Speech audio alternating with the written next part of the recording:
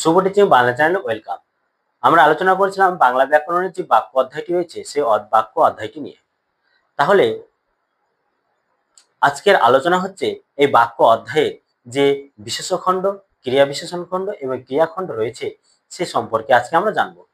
আর আলোচনা যদি ভালো লাগে তাহলে অবশ্যই চ্যানেলটিকে লাইক, কমেন্ট, শেয়ার এবং সাবস্ক্রাইব করতে ভুলবে না এবং বন্ধুদের সাথে শেয়ার করবে। তাহলে আমরা দেখে নেব এই বিশেষ্য খণ্ড, ক্রিয়া বিশেষণ খণ্ড এবং ক্রিয়াখণ্ড কি সে সম্পর্কে আমরা দেখে নেব। প্রথমে আমরা জেনে নেব আমরা আচ্ছা বলতো বাক্যের কয়টি অংশ ছিল? বাক্যের দুটি অংশ, একটি হচ্ছে কি একটি উদ্দেশ্য আর একটি বিধেয়। আচ্ছা এবার এই বাক্যের দুটি অংশের মধ্যে উদ্দেশ্য এবং বিধেয় উদ্দেশ্যকে সম্প্রসারিত করছে, কিছু সাহায্য করছে, এবং বিধেয়কে সম্প্রসারিত করছে। উদ্দেশ্যকে সম্প্রসারিত করতে সাহায্য করছে কি কিছু বিশেষণ, এবং বিধেয়কে সম্প্রসারিত করতে সাহায্য করছে কি কিছু ক্রিয়া বিশেষণ। এই যে বিশেষ্য অর্থাৎ উদ্দেশ্যকে সম্প্রসারিত করতে সাহায্য করছে, উদ্দেশ্য মানে কি মূল বিশেষ্য পদ, আর এই বিশেষ্য পদকে প্রসারিত করতে সাহায্য করছে বিশেষণ। তাহলে আমরা জানবো বিশেষ্য খণ্ড। আর ক্রিয়াকে বিশেষিত করতে সাহায্য করছে কি ক্রিয়া বিশেষণ, তার মানে আমরা ক্রিয়া বিশেষণ। তাহলে আজকের মূল আলোচ্য বিষয় হচ্ছে বিশেষ্য খণ্ড, ক্রিয়া বিশেষণ খণ্ড এবং ক্রিয়াখণ্ড সম্পর্কে আমরা জানবো। আলোচনা ভালো লাগলে অবশ্যই চ্যানেলটিকে লাইক, কমেন্ট, শেয়ার এবং সাবস্ক্রাইব করতে ভুলবেন না। তাহলে আমরা দেখে নিই বিশেষ্য খণ্ড কি। প্রথমে আমরা জেনে নেব বিশেষ্য খণ্ড। তাহলে প্রথমে আমরা কি জানবো? প্রথমে আমরা জেনে নেব এই বিশেষ্য খণ্ড কি।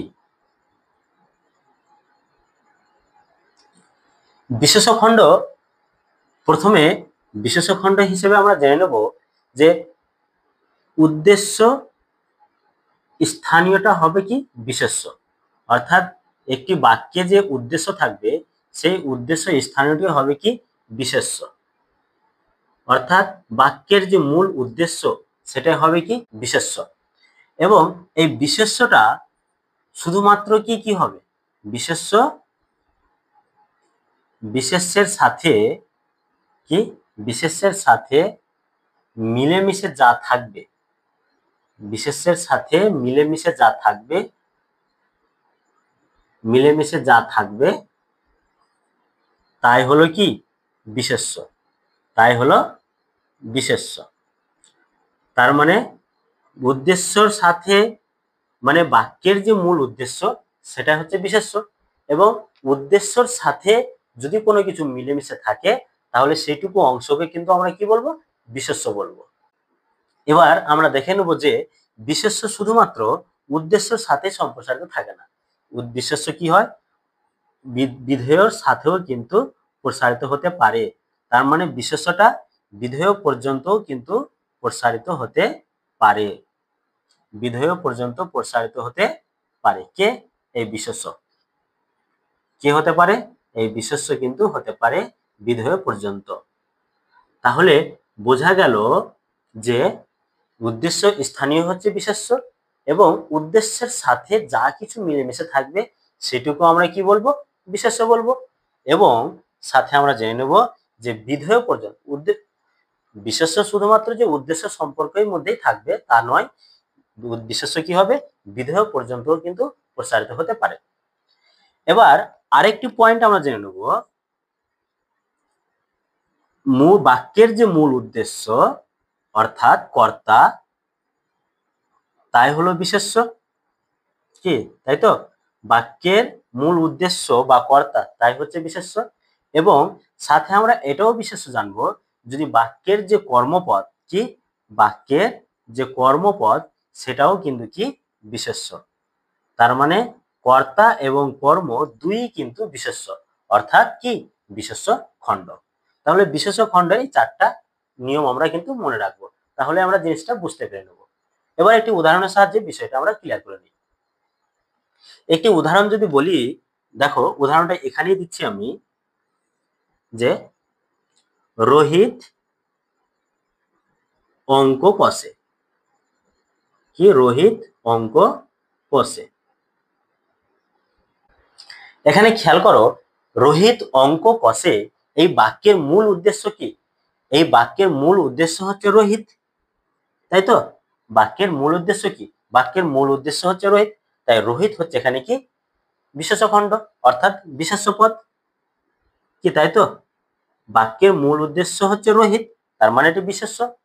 এবং আমরা একটা আরেকটি নিয়ম কি জানলাম, যে বাক্যে যে কর্মপদ থাকবে সেই কর্মপদই কিন্তু বিশেষ্য। এই বাক্যের কর্মপদ কি, এই বাক্যের কর্মপদ নিশ্চয় অঙ্ক, তার মানে অঙ্ক এখানে কিন্তু কি হচ্ছে বিশেষ্য। তার মানে রোহিত অঙ্ক কষে এই পুরো বাক্যের বিশেষ্য খণ্ড, তাহলে কি হচ্ছে বিশেষ্য খণ্ড, তাহলে হচ্ছে এটা রোহিত অঙ্ক। তাহলে রোহিত অঙ্ক কষে এই বাক্যের পুরো বিশেষ্য খণ্ড কোনটা হচ্ছে রোহিত অঙ্ক কষে। আচ্ছা, এটুকু বোঝা গেছে। এই পয়েন্টটা তো বোঝা গেল, 4 নম্বর পয়েন্টটা। 1 নম্বর পয়েন্টটাও বোঝা গেছে, উদ্দেশ্য স্থানীয় বিশেষ্য, এখানে উদ্দেশ্য হচ্ছে রোহিত, তাই এটা রোহিত হচ্ছে বিশেষ্য খণ্ড। আচ্ছা, এবার এই দুটো পয়েন্ট দেখো যে বিশেষ্যের সাথে মিলেমিশে থাকবে, এখানে মিলেমিশে হবে, কি হবে মিলেমিশে, মানে বিশেষ্যের সাথে মিলেমিশে যা থাকবে সেটা হচ্ছে কি উদ্দেশ্য। একটি উদাহরণ দিচ্ছি, সেটা খেয়াল করো।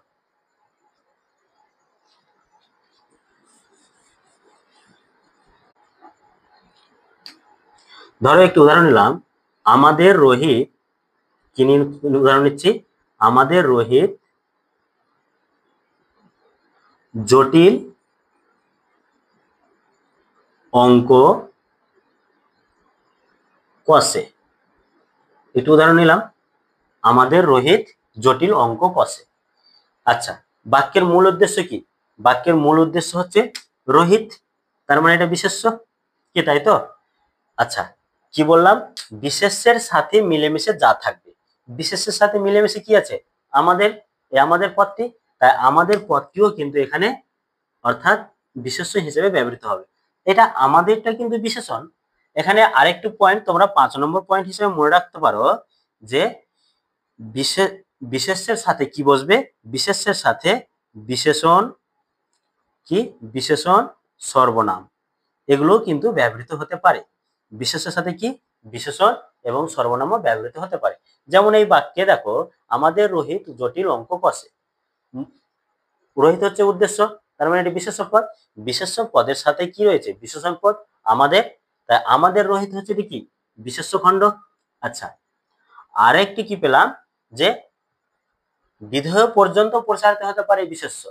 দেখো অঙ্ক কষে, আচ্ছা বিধেয় পর্যন্ত কেন বললাম, যদি আমি এই বাক্যের উদ্দেশ্য এবং বিধেয় নির্ণয় করতে বলি, তাহলে কিভাবে নির্ণয় করবে, আমাদের রোহিত উদ্দেশ্য নির্ণয় করবে, বিধেয় কিভাবে করবে, জটিল অঙ্ক কষে বিধেয়, তার মানে কি বিধেয় পর্যন্ত প্রসারিত হচ্ছে তো, কেন, কারণ দেখো অঙ্কটা হচ্ছে কিন্তু কর্মপদ, তাই এখানে জটিল অঙ্ক পর্যন্ত হচ্ছে এখানে বিশেষ্য খণ্ড, তার মানে আমাদের রোহিত জটিল অঙ্ক হচ্ছে এখানে কি বিশেষ্য খণ্ড হিসেবে ব্যবহৃত হয়েছে।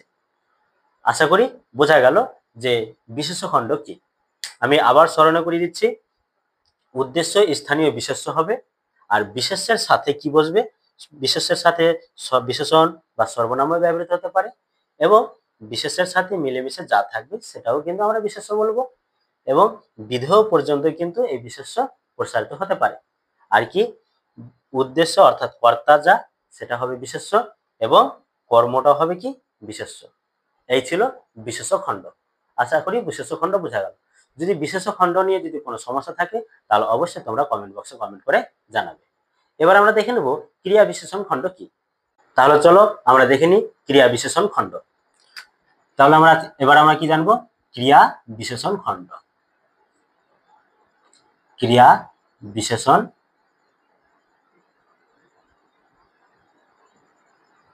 খণ্ড।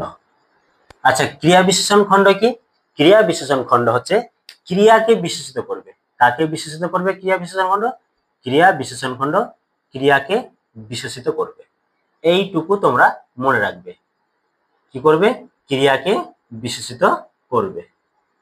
কিভাবে ক্রিয়াকে বিশেষিত করবে ক্রিয়া বিশেষণ খণ্ড, সেটা আমরা দেখে নেব।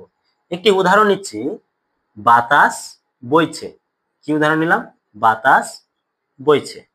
আচ্ছা আচ্ছা বলতো এই বাক্যে ক্রিয়াপদ কোনটা, নিশ্চয়ই এই বাক্যে ক্রিয়াপদ বইছে।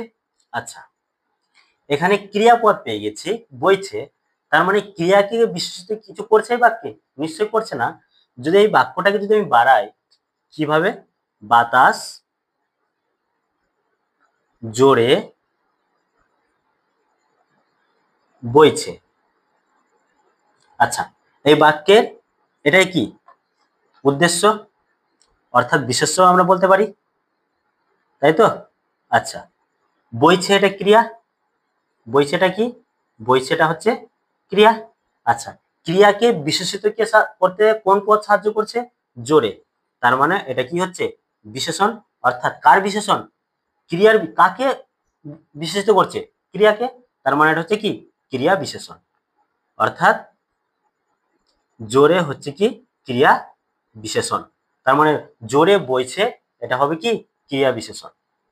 এবার আরেকটি পয়েন্ট থাকলো কি? ক্রিয়াখণ্ড। ক্রিয়াখণ্ডটা কোনটা হবে তাহলে? ক্রিয়াখণ্ড এখানে দেখে নাও, ক্রিয়াখণ্ড যেটা আছে এই উদাহরণের দ্বারাই বুঝিয়ে দিচ্ছি। ক্রিয়াখণ্ড, ক্রিয়াখণ্ড খুব সহজ। ক্রিয়াখণ্ড হচ্ছে বাক্যের যে মূল সমাপিকা ক্রিয়াপদ, সেটাই হচ্ছে তোমাদের কাছে কি? ক্রিয়াখণ্ড। তার মানে এখানে বাক্যের মূল ক্রিয়াপদ কি? বইছে। এই বইছেটা হচ্ছে এখানে কি? ক্রিয়াখণ্ড। কি বোঝা গেছে? এই বাক্যের বইছে ক্রিয়াপদটা হচ্ছে কি?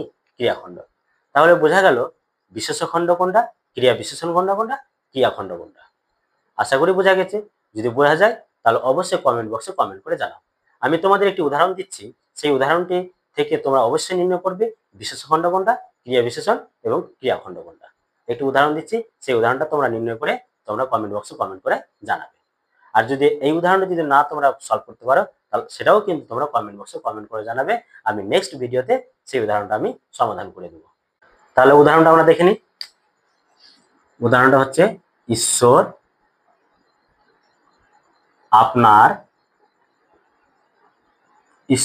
আপনার মঙ্গল অবিলম্বে